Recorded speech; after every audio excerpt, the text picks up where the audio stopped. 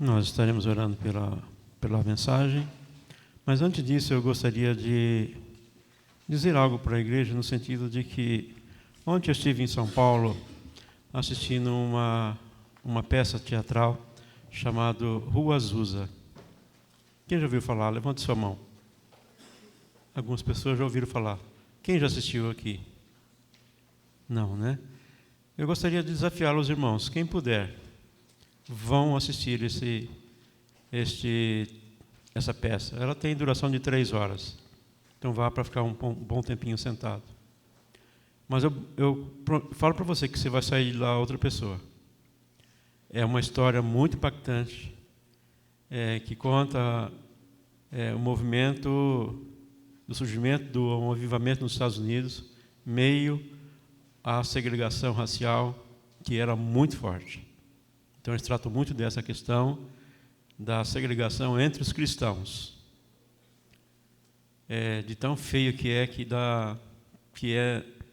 nojento se pensar num negócio daquele. Mas que é a história. E que a gente precisa aprender com ela, né? Então, eles tratam da questão do avivamento que está acontecendo naquele momento, onde surge a igreja pentecostal, nossos irmãos, e também esse movimento racista que estava imperando naquele meio, nos Estados Unidos. Provavelmente São Francisco, Califórnia. E eu estou tentando algumas pessoas para a gente ir. Quem que tiver interesse, né, quiser ir, ou se não puder ir com um grupo, vão. Né? Tem 2 sessões, sábado às 14h30 e às 19h30. 19h30 você vai sair lá 11 horas da noite, quase. É na Brigadeiro, Luiz Antônio, no antigo Teatro Brigadeiro, chamado Teatro Nissim. Né? Quem puder, vão. Que vale a pena. É impactante. Vamos orar, pastor? Que nesse instante que a tua palavra será exposta pelo pastor Isaías, tua igreja que está aqui para receber do Senhor, seja por ti mesmo, Pai, dita ao coração do teu servo, e que ela seja transmitida a todos nós pelo teu Espírito, e por ele mesmo seja guardada no nosso coração, na nossa mente, e que isto traga reflexão, traga mudança de direção, traga ânimo também e traga ensino. Pedimos assim por Cristo Jesus. Amém.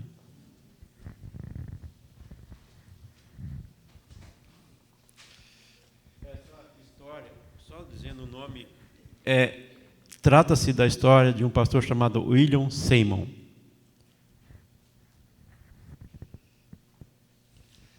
A história da peça. A história da peça, né? Isso, tá bom. Irmãos, nós vamos meditar a palavra de Deus nesse instante e com alegria vamos fazê-lo buscando justamente aquilo que o nosso irmão acabou de pedir ao Senhor, né? Que a palavra de Deus continue abençoando a vida da igreja. Então, nós vamos ler o livro de Colossenses, capítulo 4, versos 2 a 18. A proposta, a partir desse domingo, que é o primeiro domingo do mês de agosto, é falarmos um pouco a respeito desta carta escrita por Paulo a essa igreja de Colossos, conforme já o fizemos pela manhã, uma igreja provavelmente plantada por Epáfras, companheiro de Paulo. Paulo escreve esta carta porque recebeu relatos de Epáfras, né, na visita que ele fez. Paulo estava aprisionado em Roma, recebeu relatos e ouviu algumas coisas interessantes. Uma delas foi a firmeza da igreja diante do quadro que ela estava vivendo. E uma outra situação é que a igreja sofria ataques tremendos de heresias. Paulo, desta forma, se preocupa e encaminha, por exemplo, cartas a Laodiceia, a esta região de Colossos, falando, portanto, da suficiência de Cristo. Como é importante nós termos isso como base no nosso coração.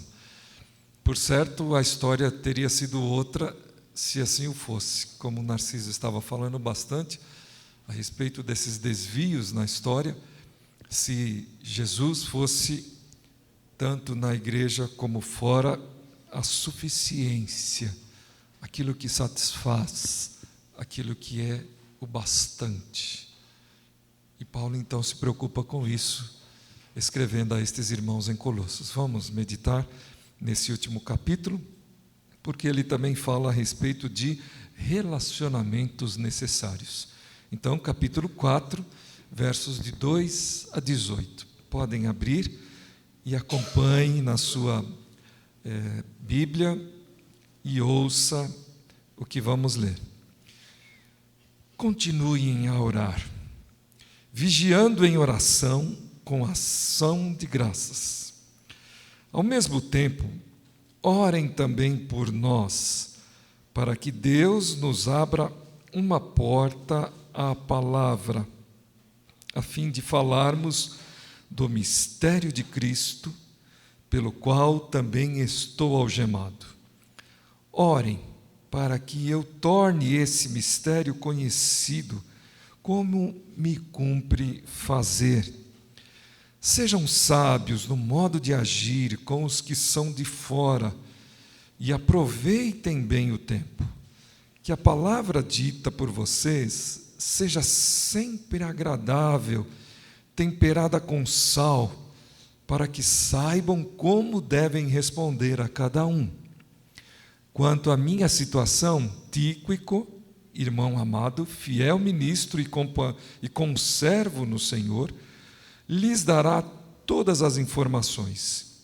Eu o estou enviando com o expresso propósito de lhes dar conhecimento da nossa situação e de alentar o coração de vocês. Com ele, estou enviando Onésimo, o fiel e amado irmão, que é da igreja de vocês. Eles contarão a vocês tudo o que está acontecendo aqui. Aristarco, que está preso comigo, manda saudações. E também Marcos, primo de Barnabé. A respeito dele, vocês já receberam instruções. Se ele for até aí, recebam-no bem.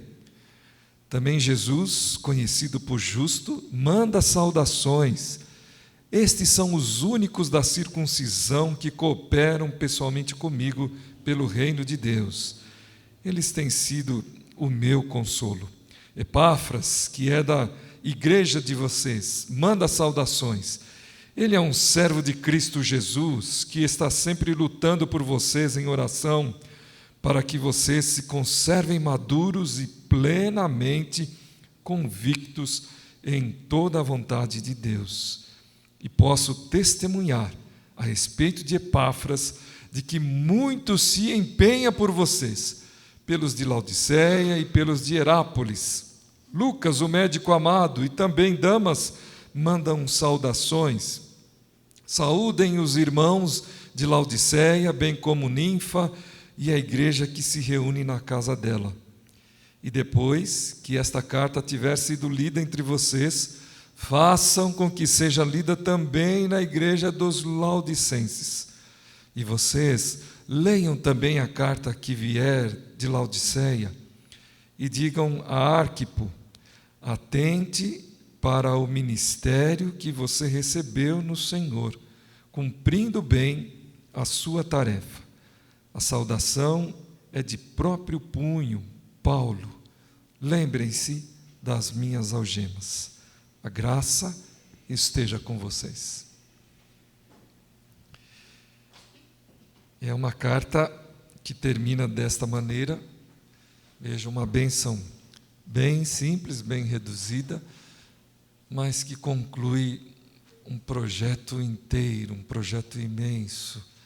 E podemos notar, por este final, quantas emoções ela de alguma maneira guarda, né? Quantas emoções ela revela em tudo aquilo que ela pode nos transmitir. Então, o nosso convite à igreja nesse mês de agosto é para que falemos um pouco a respeito das circunstâncias vividas pelos colossenses, a igreja de Cristo que estava em Colossos. Vamos então, nesta oportunidade, falar de relacionamentos necessários. Errar é humano, mas perdoar é divino. Um ditado muito conhecido que é atribuído a Alexander Pope. Errar faz parte da vida e a questão principal é como aceitamos ou enfrentamos os nossos fracassos. John Maxwell, provavelmente conhecido entre os irmãos, tem alguns trabalhos muito interessantes a respeito de liderança, apresenta 10 principais razões pelas quais as pessoas fracassam. Vejam a ideia que ele transmite. Primeira, inabilidade de relacionamento com outras pessoas. Segundo, atitude mental negativa. Terceiro, estar no lugar errado. Quarto, ausência de foco. Quinto, falta de compromisso. Sexto, indisposição para mudar ou inflexibilidade. Sexto, mentalidade do caminho mais curto. Bem brasileiro, né? Sétimo, confiar apenas no talento humano. Não, agora que é o nono, né? Acho que eu repeti a ordem aqui, mas agora é o nono. Decisões baseadas em informações incompletas. Decisões precipitadas, né? E o décimo, falta de objetivos ou de sonhos. Na vida cristã, o sucesso ou fracasso espiritual depende de relacionamentos. A qualidade da sua vida espiritual dependerá da maneira como você se relaciona primeiro com Deus. Este tem que ser o nosso primeiro alvo de relacionamentos. Mas também de como nós ou de como você se relaciona com as pessoas. Neste capítulo, que é o último desta carta, escrita pelo apóstolo, nós podemos ter aí uma orientação bastante interessante. E os irmãos podem observar isto. A primeira relação, portanto, que queremos meditar a partir desse trecho, vai do verso 2 até o verso 4. É a relação do cristão com Deus. Começa, perseverai em oração, versículo 2. É o que está escrito aqui. Continuem a orar. Nessa tradução. A oração é a base do relacionamento do crente com Deus. Quando oramos, dialogamos com Ele e sem diálogo não existe relacionamento. Se é assim com Deus, também entenda que é assim entre nós. Sem diálogo não existe relacionamento. É por isso que a oração é um mandamento, está lá em Mateus capítulo 7, versículo 7. Pedi, pedi e sereis atendido. Batei e achareis, buscai e encontrareis. E esse texto ainda nos diz, portanto, que além de buscarmos, de pedirmos, de nos direcionarmos, nós também somos aí abençoados pela garantia de que Deus nos responde. Vejam o que está lá no Salmo 99, versículo 6. Alguém pode abrir, por favor, esta passagem e ler? Salmo 99, verso 6.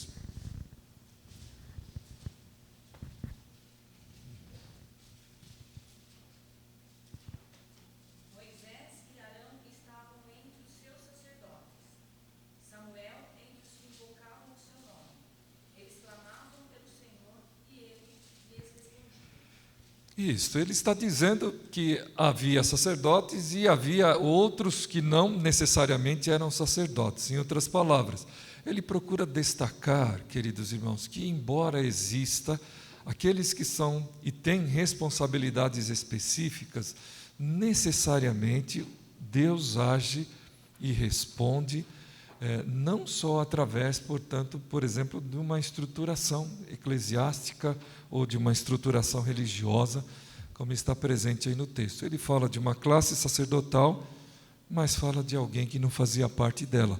A classe sacerdotal era responsável pela intermediação, mas diz o texto que Samuel buscava Deus e era atendido da mesma maneira.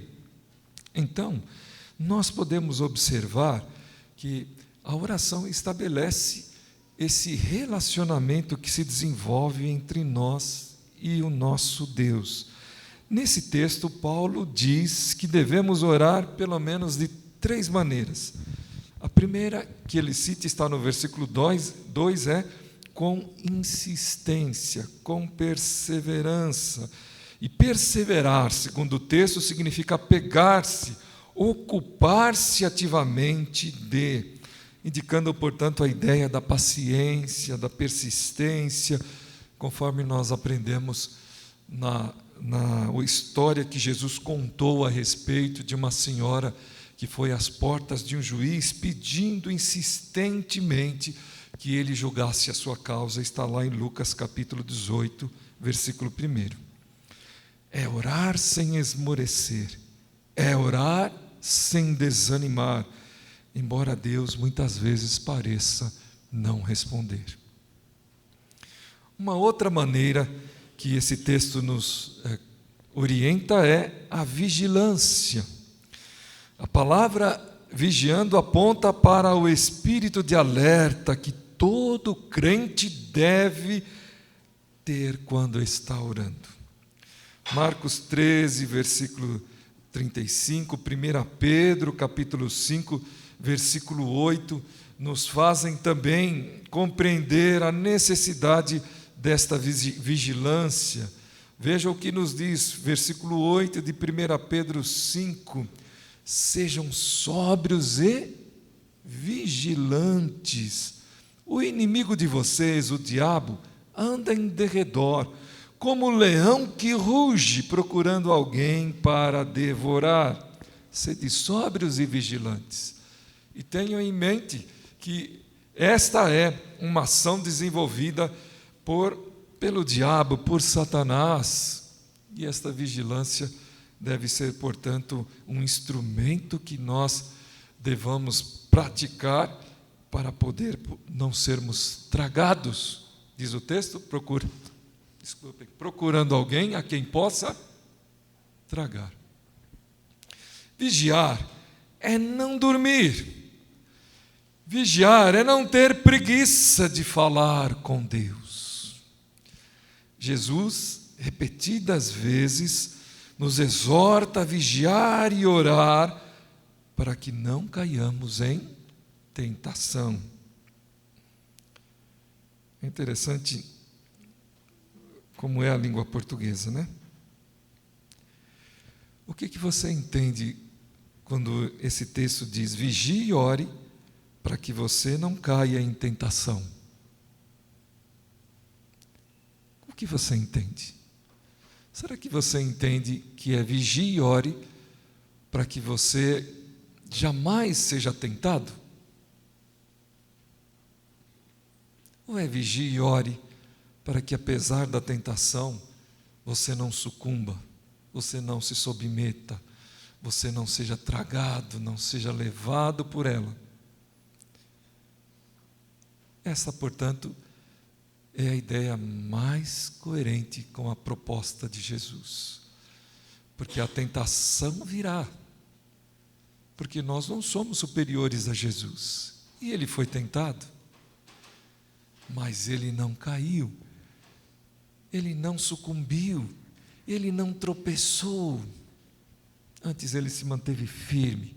Então esta é a ideia que nós encontramos nesta expressão do apóstolo Paulo, que também, por certo, foi tentado muitas vezes, e nós sabemos que ele se manteve firme. Então ele pede da mesma maneira que esta seja a nossa ação, a ação dos colossenses. E uma outra maneira que nós aprendemos nesse texto, nesta orientação que o apóstolo nos fala a respeito da nossa relação com Deus, é que devemos ser gratos. Toda oração deve ser misturada com gratidão. E para isso, nós encontramos, por exemplo, Filipenses 4:6, que as vossas petições sejam colocadas na presença de Deus, não com ansiedade, mas com gratidão no coração. Narciso estava falando de ansiedade, há poucos instantes, quando eu estava pedindo as orações, e nós sabemos como esta condição nos ataca, como ela vem sobre nós e busca, portanto, também nos derrubar muitas vezes nos fazendo tomar atitudes precipitadas, decisões precipitadas, que nós saibamos, portanto, ser gratos a Deus. Paulo também fala da oração intercessória, isto é, a oração que fazemos pedindo a Deus pelo bem espiritual dos outros. Nesse texto, por exemplo, no versículo 3, nós encontramos a seguinte orientação: ao mesmo tempo, orem também por nós, para que Deus nos abra uma porta à palavra, a fim de falarmos do mistério de Cristo, pelo qual também estou algemado. Então, nós podemos observar que, embora estando algemado, embora estando preso, quem sabe limitado na sua expressão, ainda assim ele continua pedindo aos irmãos: orem, para que esta situação, para que esta condição não me impeça, não me feche a boca, não me proíba de falar, de anunciar, de glorificar a Deus. Interceder, portanto, é pedir ao Senhor que esse bem espiritual seja, portanto, a situação que aquele, o alvo de quem oramos, possa viver. Nós acabamos de interceder durante esse culto. Quem sabe, nas nossas orações, e eu procurei ver que os nossos pedidos eram todos em lembrança, portanto, de pessoas que, quem sabe, estavam vivendo situações de enfermidade, situações com dificuldades no seu corpo, no seu físico. E é uma reflexão muito interessante que nós convidamos, segundo esta orientação que o apóstolo nos está nos apresentando, Vejam só o que ele está dizendo. Ele não está dizendo: peçam aí que eu seja liberto da prisão. Prestem atenção nisso, irmãos. Peçam aí que as portas da cadeia, como aconteceu em Filipos, que os ferrolhos caiam por terra. Porque mesmo que isso acontecer, lembre-se de Filipos, ele não saiu correndo, ele não deixou o carcereiro em situação difícil, ele pediu, e ele está pedindo, para que de alguma maneira a sua ação, a sua atitude redunde em bênção espiritual na vida das pessoas. E não foi isso que aconteceu com o carcereiro? Não foi isso que aconteceu com toda a casa do carcereiro? E depois Paulo voltou para a cadeia novamente.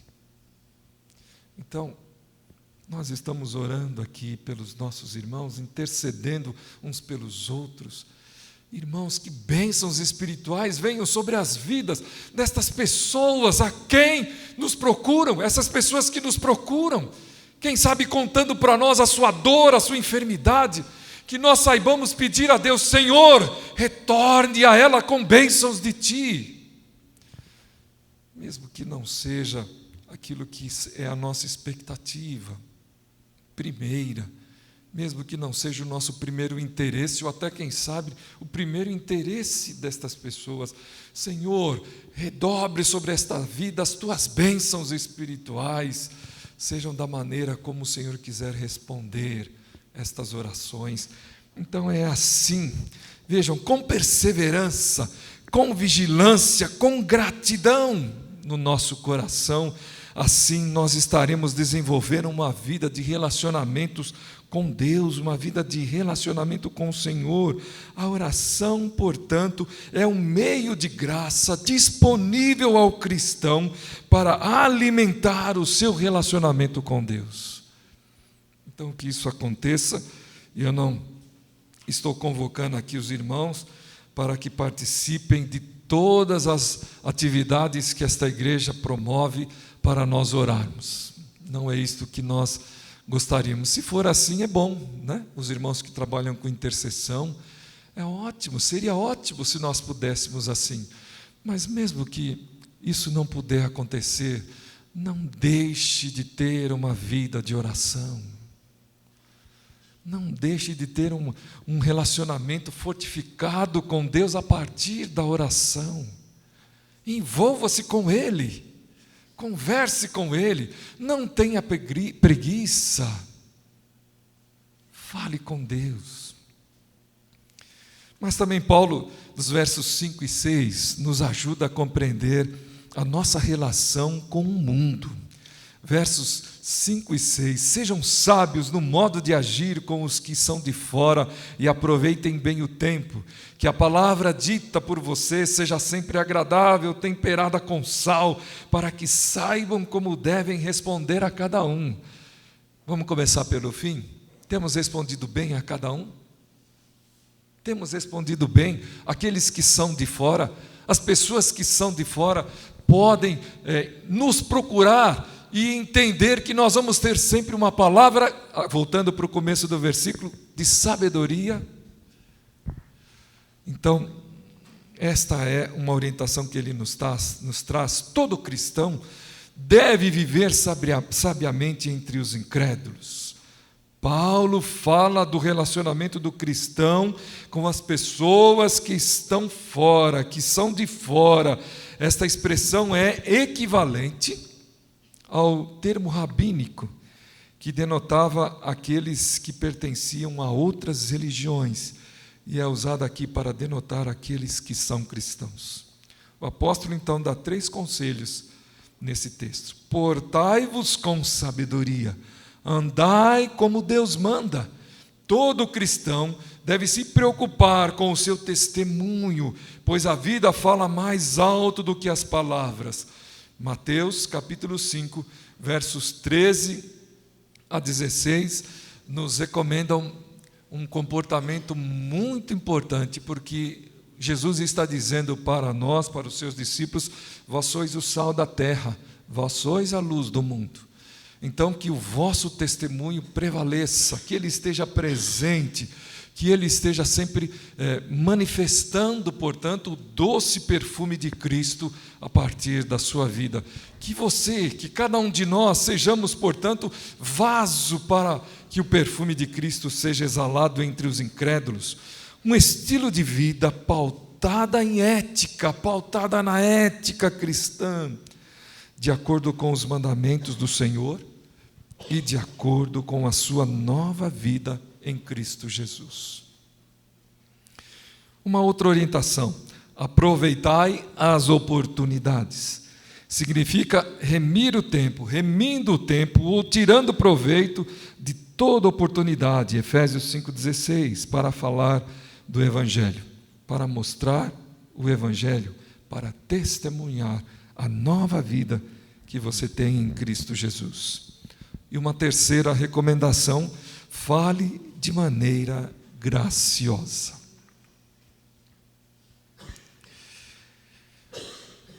A palavra graciosa, ela é derivada da palavra graça.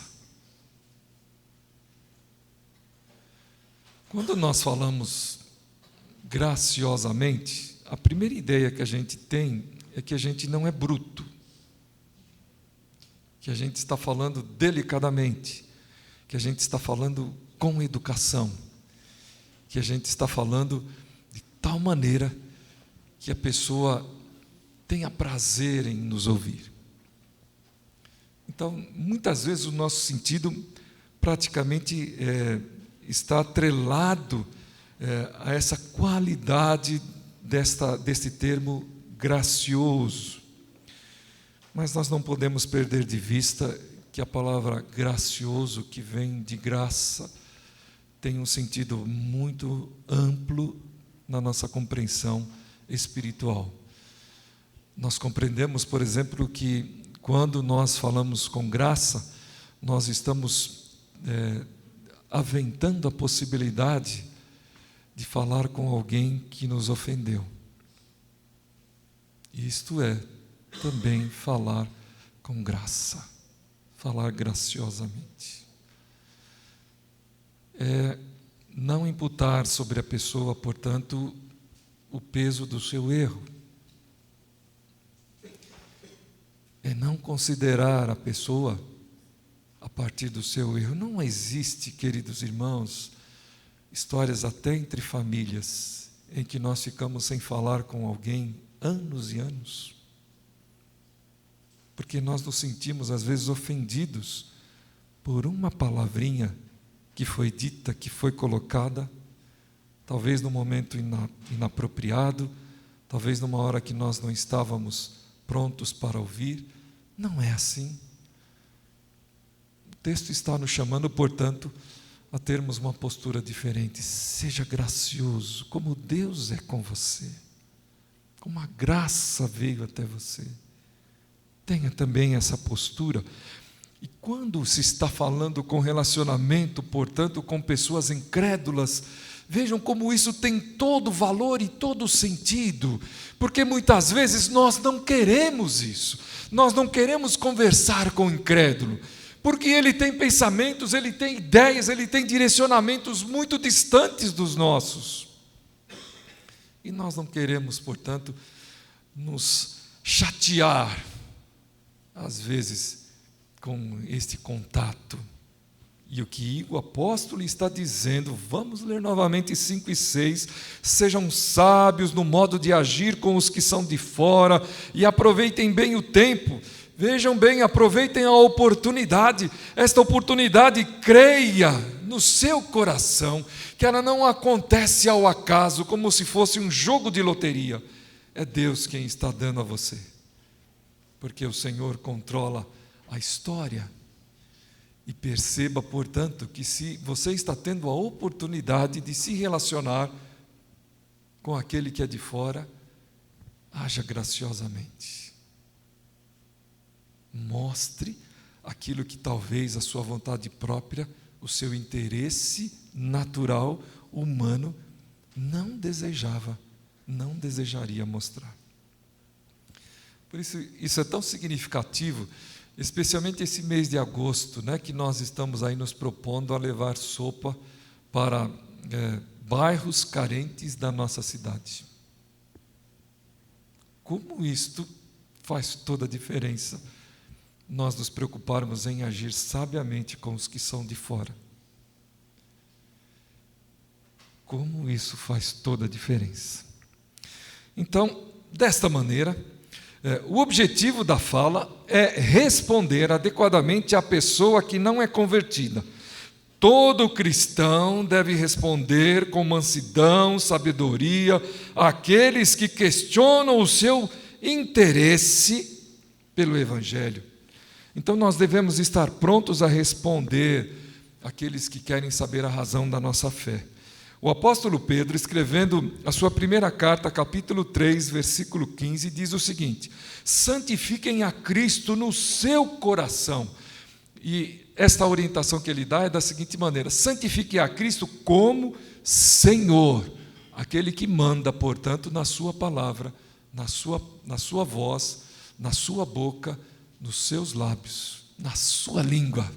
Santifiquem a Cristo como Senhor, para responder a razão, o porquê da sua esperança, o porquê daquilo que você crê.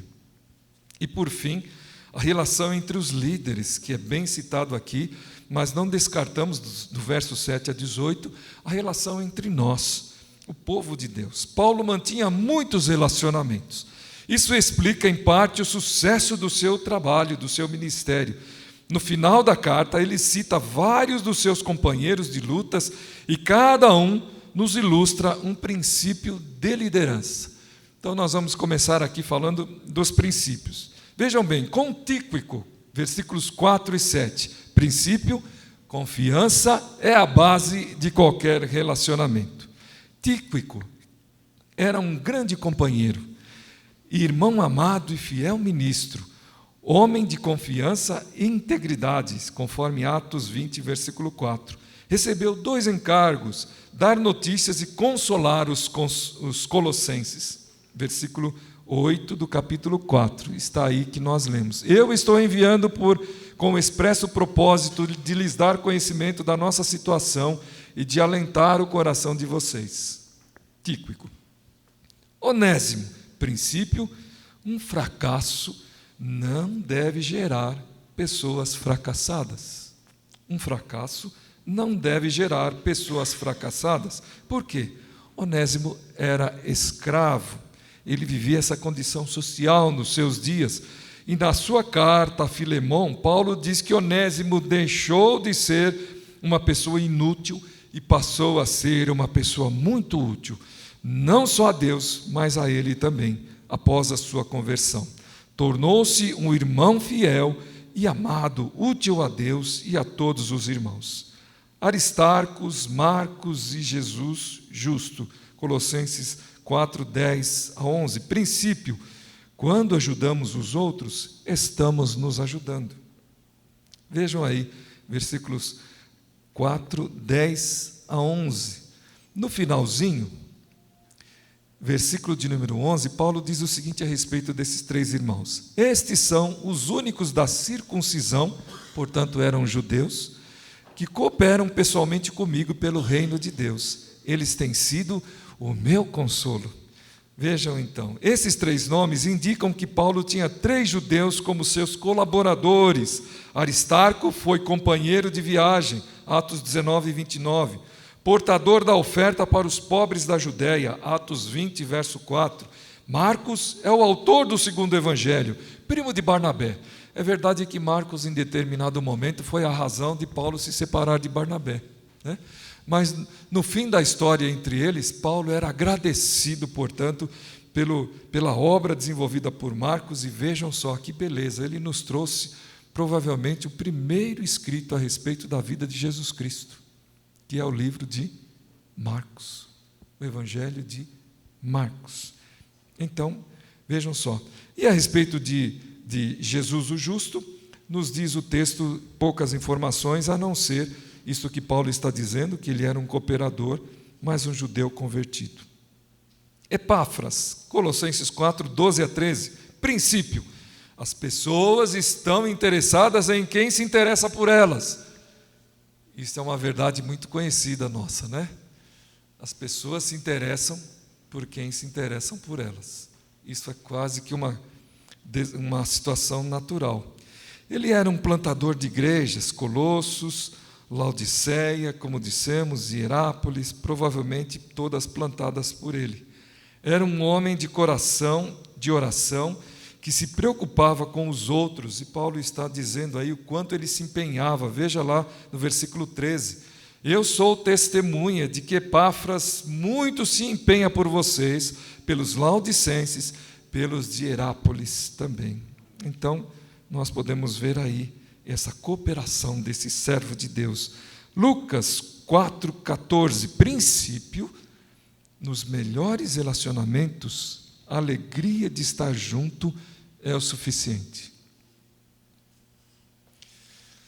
Nós costumamos ouvir que quando nós enriquecemos, nós arrumamos muitos amigos.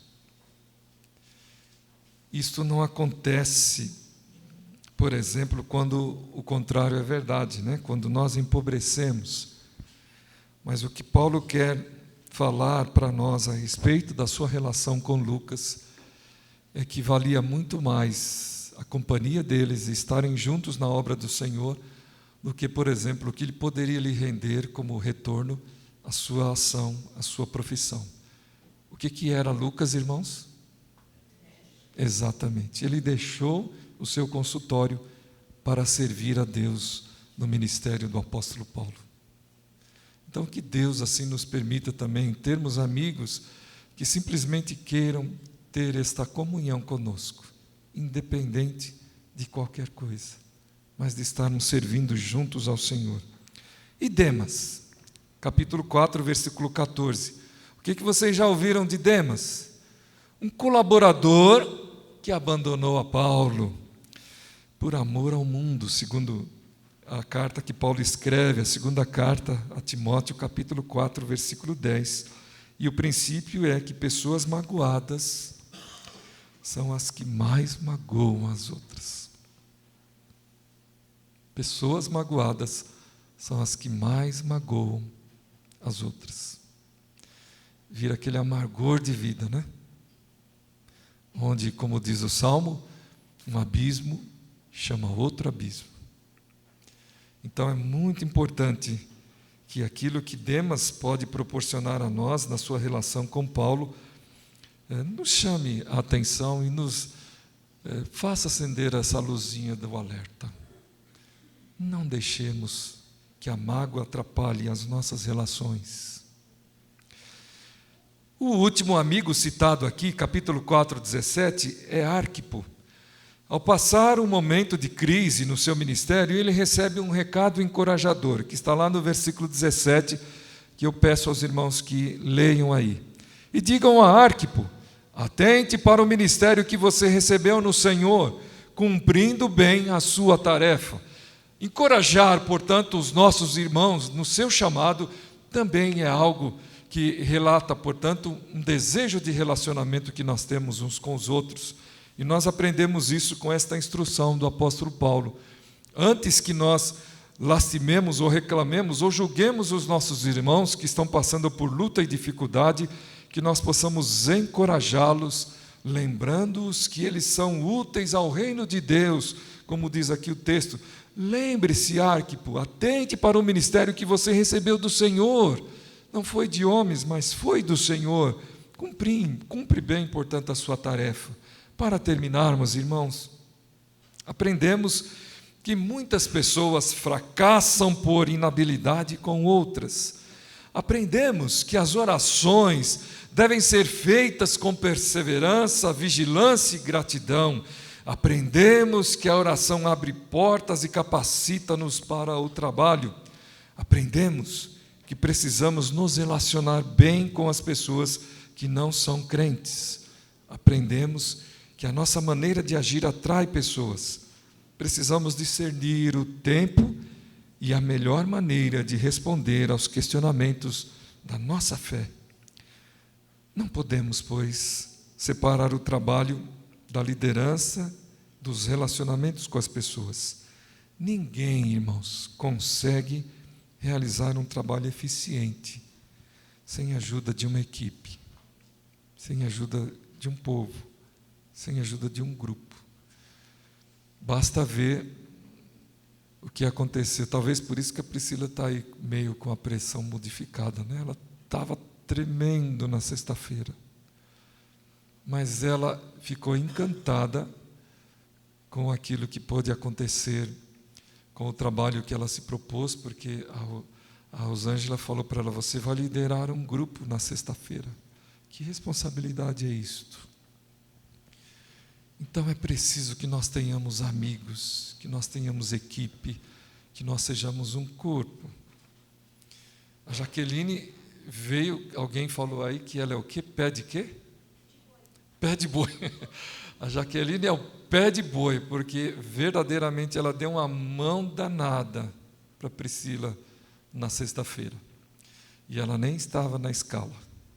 Ela foi passando aí. Deus a trouxe, porque sabia da necessidade da sua irmã. Sem equipe, sem povo, nós não podemos fazer o corpo andar. Então esta é uma orientação que nós aprendemos aqui no finalzinho desta carta de Paulo aos irmãos colossenses. Que Deus abra os nossos corações para compreender o que o Espírito trouxe através do texto que nós lemos e através do seu servo. Deus nos abençoe. Amém.